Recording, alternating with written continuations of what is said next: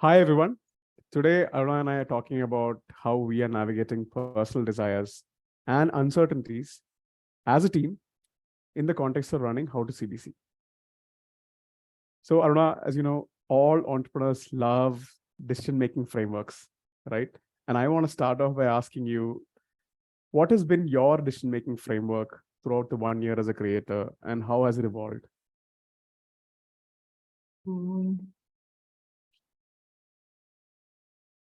I think for me, decision making, if I look back, uh, especially the big decisions, I've always made from my gut or from my instinct. Sometimes I have a rationale that tells me to make a decision a certain way, but I've been known to go the opposite way because somehow instinctually I feel like the other option is what I should be doing. So typically I listen to my gut. I mean, it's not to say that I don't use data, but how I use data is I pour over data and take a lot of perspectives by reading or listening to people and all that.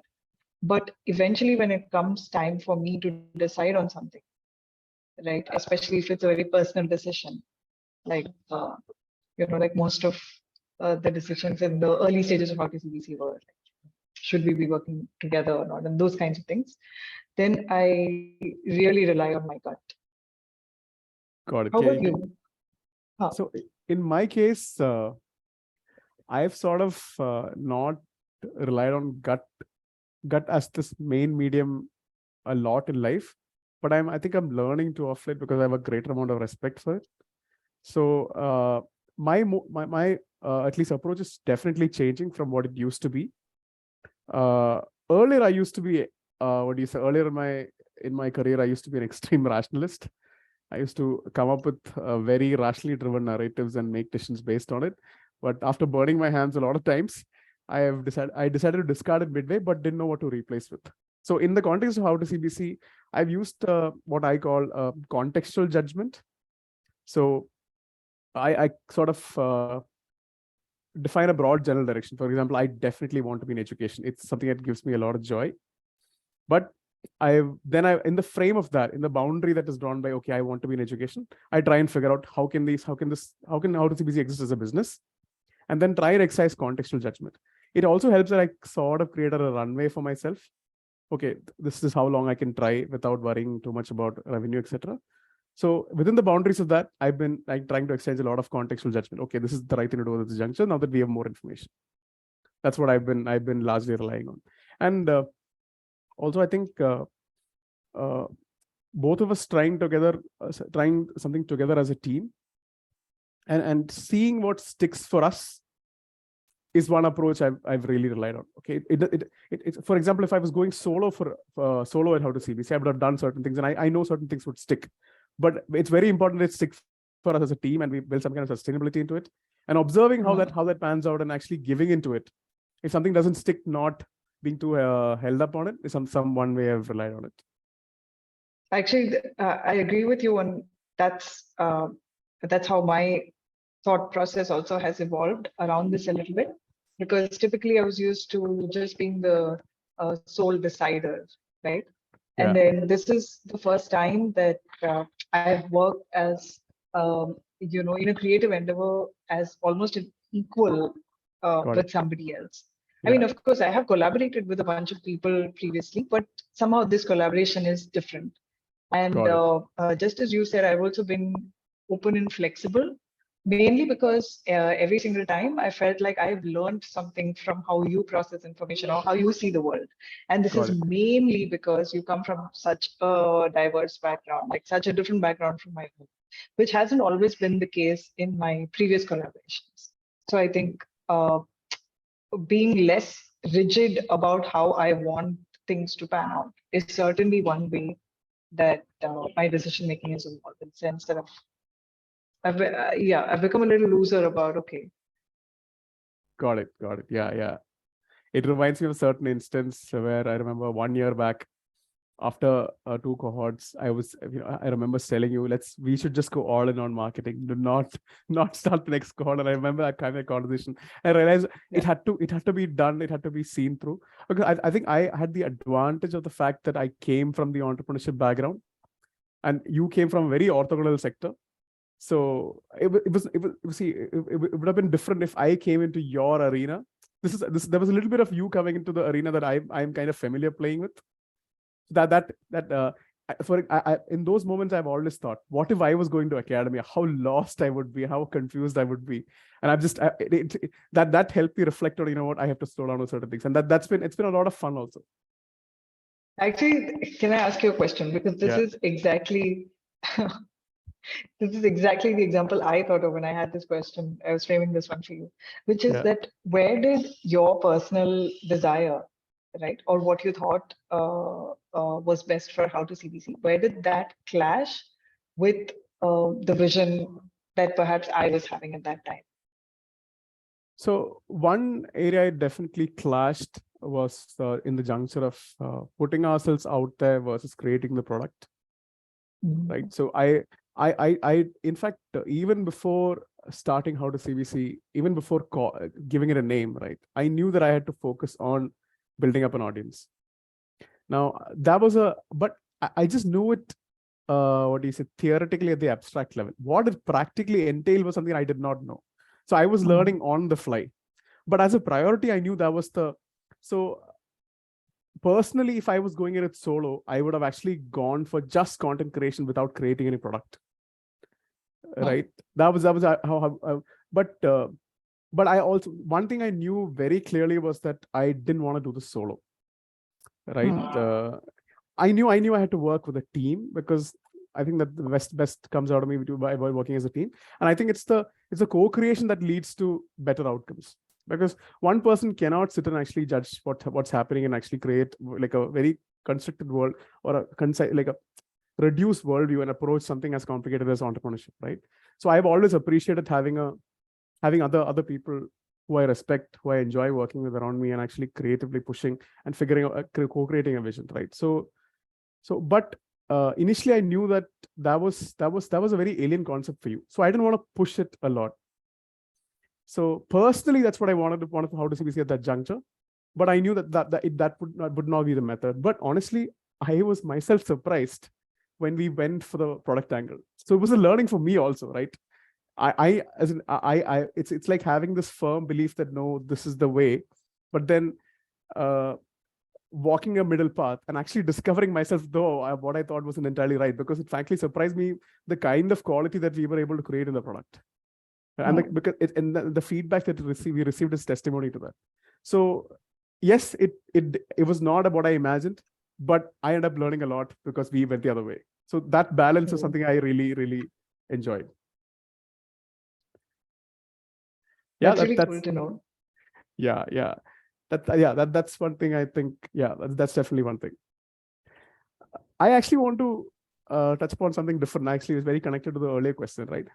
Because I think I've never asked you this in person also. What has been the decision path that led you to consider doing HowToCBC when I presented the idea, and actually coming up with your own decision? And then what was the story that you spun inside your head?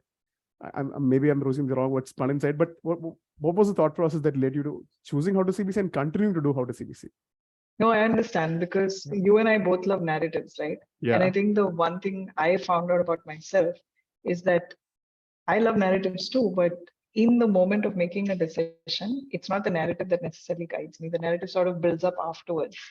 So when it came to HowToCBC, obviously the idea of HowToCBC didn't quite exist in the fashion that it does, right? So what initially happened was that you came to me and you said, hey, let's do this thing together, right? That thing being, let's try and create, I mean, let's first do the Maven thing together, the Maven accelerator together. That was the first proposal. Right. So my first question to that was, okay, how long is it going to take? Got it. And then, okay, whatever you told me, I was like, okay, I am already in education, and at least in academia, and I've been in education. So let me give this a shot. Let's just see what this hoo-ha around Maven is. And literally my decision making at that point was, okay, this is going to take me 10 days. And then I'm going to see what I can accomplish in 10 days. because at that point of time, I couldn't make a decision about what you were telling me about, or like I really couldn't make any decisions without dipping my toe in the water, so to speak. And then I also like getting a feel for things. Like, even though I love thinking in the abstract and things like that, but I actually have to get a little taste for how something really works, or, you know, I have to get a little idea of that to orient sort of my mind. And so that's why when I decided that 10 days was okay for me, I said, okay, I'm just going to give it 10 days and see what happens, and then take my next decision after 10 days. And I think it went on like that. And then it became till the end of the month or something. But each time what ended up happening was that there was one little deliverable I set for myself, for ourselves actually, as will we be able to do this next thing? And it so happened that I'd say in the first month, we just had this phenomenal sort of beautiful landscape that we traversed, right? Part of it was also because in my mind, as you pointed out, uh, the idea of what might be a product was very clear. Like, I had a germ of an idea very clearly in mind. And so I didn't have to, I didn't have to look around, or I had no doubts. I said, okay, this is an idea. And then whatever, you and I will build it together. And that's it. And it's just going to take us 1 week, 10 days, whatever, in stages as we were building it. So it became also very easy for me to judge if things were working from that very limited point of view. Because at that time, I wasn't thinking of, will there be takers? And then, of course, by like month 1 or something, suddenly we had paid students. I honestly would not have known what I would have done if people hadn't signed up for a course. I had not thought that far. We just suddenly had these students, that we didn't know, complete strangers who signed up for a course. And then I think we just got momentum that I hadn't anticipated, and then things evolved. And why did I stay on with it? Mainly because of the huge amount of satisfaction it gave. And it opened my eyes to the fact that I could be doing what I had previously done in some sense, which is teaching, which I've always done for a long time, but I could be doing it to a completely new audience that I almost had never imagined, and that people would really find value in it. It was quite outside my imagination, but that people found value in it. And so it only made sense to continue doing it in whatever scope that I could. Does that? It makes sense. I get I get what you're saying. Yes, it was more like you were trying something. Something was brought to you. You tried it. Then you started co-creating effectively, and you saw a response from the world, and then you just making a decision based on what you're seeing as a response. Absolutely. Yeah, I think that's like it also like it's one of the principles taught in little startup entrepreneurship circles, etc. You put something out in the world, it reacts to you. You decide based on that. So feedback driven. So I think I completely get what you're saying. Yeah, and in those early stages in particular, I think having very little expectation for what it will give back to us, or to me in particular, helped, not cloud my mind with those kinds of questions. Of course, it also helped that I didn't have other pressures I put on myself, or there were no other pressing concerns at that point of time. That I allowed myself the space to do it. Let's put it that way. Absolutely, yeah, very similar in my case too, because I did not have even though I had a lot of ideas, I think there was one thing I did right. I think I was not fixated on any of them.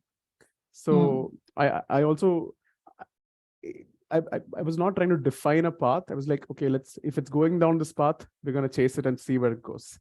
So I also allowed myself, did not put a lot of pressure from other quarters, or did not create pressure that I created myself onto HowToCBC, etc. So it actually went its own way, and we were able to do what we did. So yeah, very similar in my case. But there is a little bit of context beyond that as to how it worked for me, was because I had this previous company experience, the previous company that I'd built. Now that company had created the first, I could go ahead and say first cohort-based course in India back in 2015, because nobody had tried this kind of a model. Back then, we didn't know it was called cohort-based course, or we were just trying to figure out a way to effectively teach online and not based on recordings, based on live sessions. So I had grown to love the format, and to see it get a name, to see more people talking about it, more people claiming that the format is working for them, was a big validation for what we sort of organically arrived at as an idea. So for me, I knew that I wanted to do this, and I wanted to do this for a different market, not just the Indian market. So that was the decision tree for me. There was a strong foundation of having worked in the same sectors, having worked on something similar, and wanting to continue to do that and reach more people in new markets, especially in markets abroad. That was my decision tree, and that's one big fact. And how much I enjoyed the entire process, even though a lot of them experiments failed back then. The fact that I enjoyed so much and working with people, helping people get better in some respect, and in turn myself getting better, that was a big motivation for me to continue working in this. That's been my decision tree. Nice.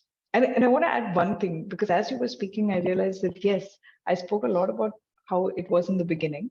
And one other factor I'd add to it is that over time, I realized that this can be a way of truly having a remote work lifestyle, or truly an independent sort of lifestyle. And even though I had wanted it, something like this before, until I started doing it, I didn't know what the reality of that would look like, both the plus and the minus.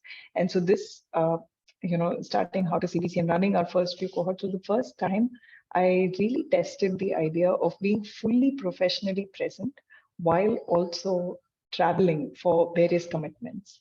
And I had never quite had this beautiful marriage of both of my worlds before.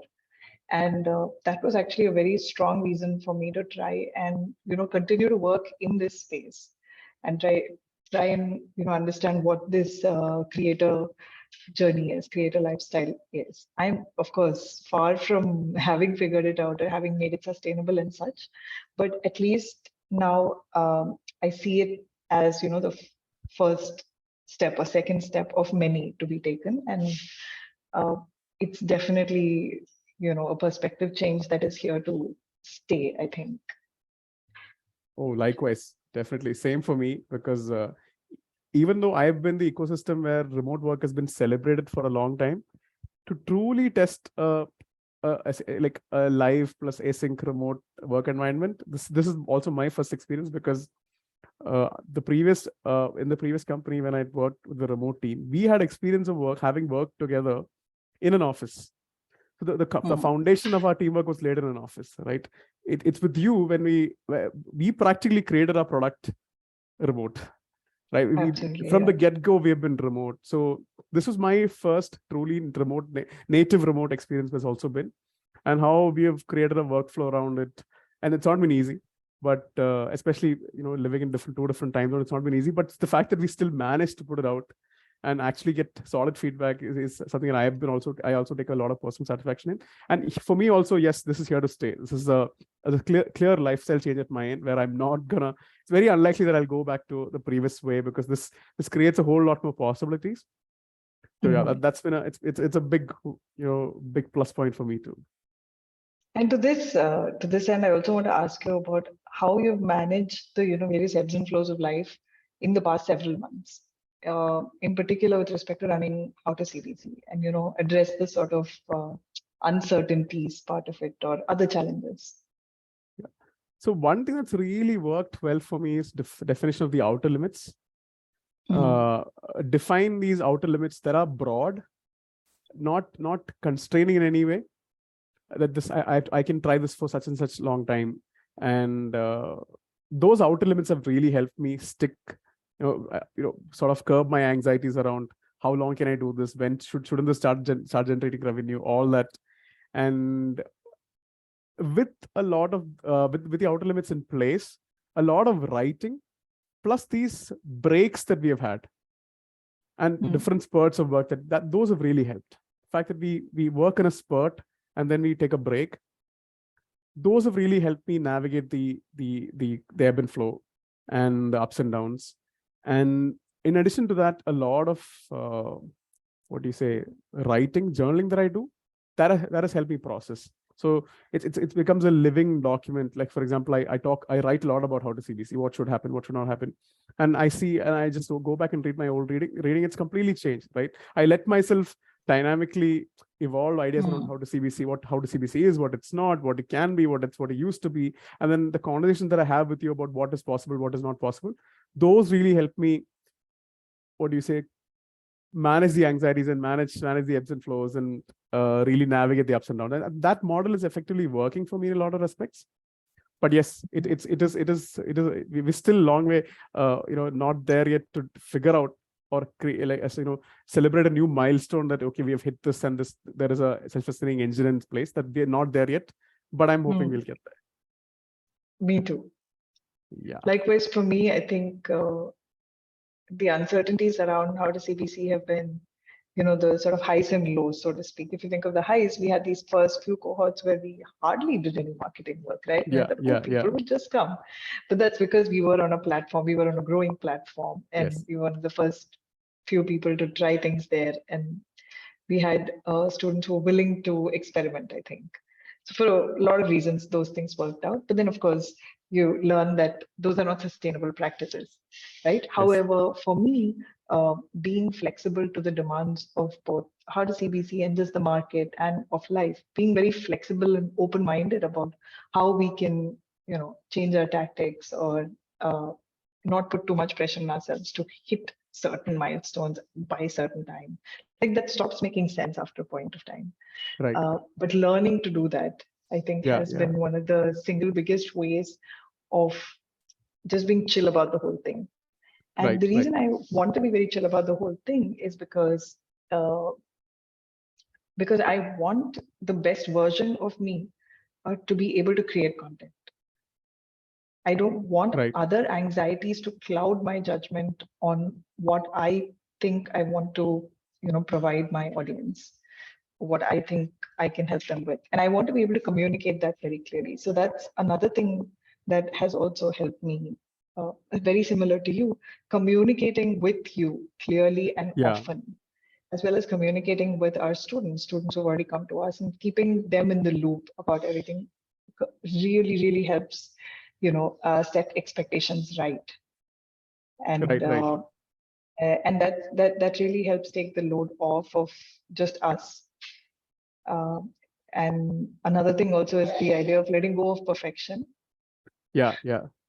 Which also goes hand in hand with this. It's not dishonesty, because I'm constantly, communicating both with you and also communicating with the students, and we're both doing it as a team with whoever, engages with us, that we're very honest about what we provide, what we can do, and how much of our time we're willing to give them, which is usually quite a lot. But this communication certainly helps everybody get on the same page fast. And then it just becomes really smooth about delivering a good experience for all people concerned. I think one thing that I want to add further to that, you mentioned about communicating with me. I actually want to talk about the same thing, but in one more layer of depth, right?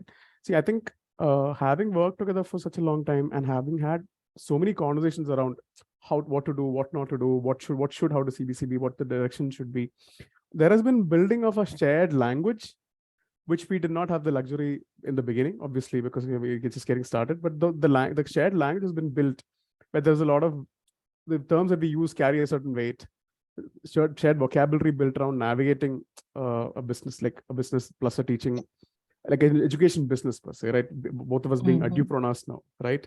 So that has really matured in our case, I feel, because there's a lot body of knowledge, body of work that we have co-created, that we build upon previous stuff that we have written. That I think the building that body of shared knowledge and shared context, that has actually helped a lot, because there is always a reference point in the past that we can reference to, saying this happened back then, or this is how it scenario back then. For example, we just spoke about the how the marketing comes to the forefront now, how there is a lot of alignment on that. Likewise, there is those things, that shared understanding is what really helps me, I feel, because now I'm able to communicate. I think the extent to which I'm able to communicate with you, the language that I've built for it, that has also matured. So that I think is one big factor that is helping me navigate HowToCBC better. And I think for our audience, I want to add That's right. And for our audience, I think it's important. Not everybody knows that we were childhood friends. Right. Before we started to work together. And the first time we worked together was directly on HowToCBC, as you said, remote meetup. But Yes. the only reason I bring up our childhood friendship is because these conversations and these channels of communication that you and I have both mentioned are not easy. They can be harsh conversations. But they need to be had. And Yes. so the backing of our friendship, I think, helped me in the sense that I already had a communication channel with you. Right. Absolutely, I did not have any hesitation in airing my views, however contrary to yours they were. And likewise, I had no problems hearing your criticism of my point of view or your, so that was a space, of course, I think we had the luxury True. I agree. The luxury is the right word. Yes. Yeah. But certainly, if there are other people listening, the only reason I bring this up is because be willing to spend that amount of time with whoever you're working with. Of course, you do it in good faith, but yeah, that is something that will take up time. Yeah, and even the conversations that you have outside of just the work topics, those really help build that shared understanding. Now it also reminds me that even before we started working on HowToCBC together, there have been a number of instances in the past where I've spoken to you about what I'm doing in the education sector. I've shared material with you, reading material with you. The small instances, not something of grand significance, but now I recollect that those also help build that shared context in some way or the other. So yeah. Exactly. That brings me to the end of, I think, my couple of questions I had. Yeah, I'm also done. Excellent. So then shall we thank our listeners for tuning in? Yes, thank you. And see you for the next video. All right. Bye, everyone. Thank you. Bye.